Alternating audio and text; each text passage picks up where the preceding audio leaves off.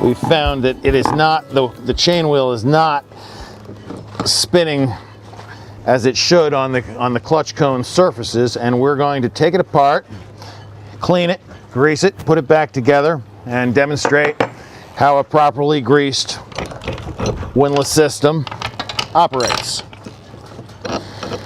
We have an outer clutch cone. Let's back up. We have a wing nut. We have an outer clutch cone. The chain wheel will not quite come off at this time.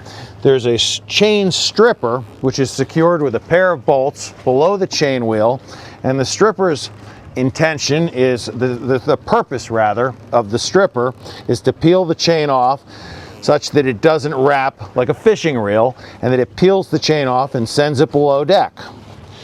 Typically, if we release one of the two fasteners, we can pivot the stripper, the chain stripper,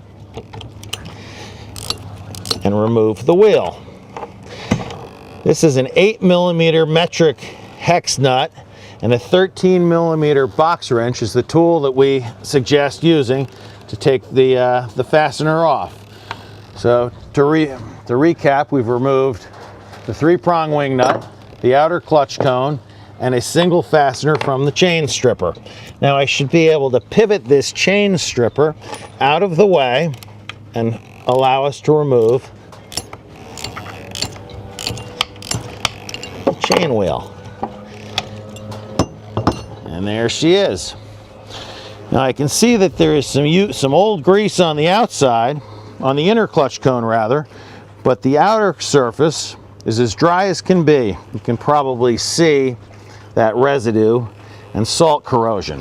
What we'll now do is clean the gypsy and then the clutch cones, and we'll re-grease and put it all back together. A cleaner or degreaser like you might find in an automotive store is also often used. Scotch brake pads make excellent cleaners.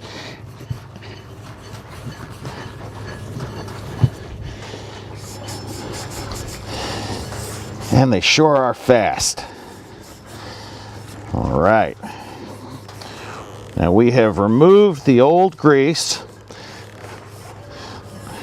the salt residue,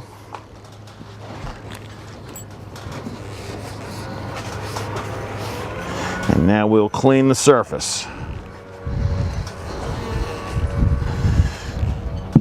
We will do the same to the clutch cone. There's no scoring on that. I have brought along with me a new clutch cone, and the surface is very smooth. Sometimes when you take these apart, you'll find that there's a bit of scoring from a lack of grease and the chain wheel grinding on it. That's often an indication that that it's time to replace the inner clutch cone. The inner clutch cone on this windlass looks to be in pretty good shape. As I run my finger over it, I feel no scoring. It's smooth, it's clean, and it's ready for an application of grease. We typically recommend white lithium grease. It's waterproof and it stays where you put it. Well, now that we have our clutch cone surfaces and our chain wheel ready for the grease, we're going to apply a thin film of grease to the mating surfaces on the gypsy. I like lithium grease. And you don't need terribly much, just a thin film of grease on the inner surface.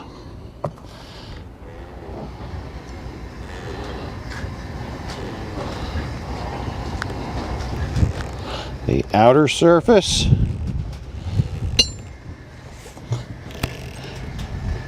And then the inner clutch cone.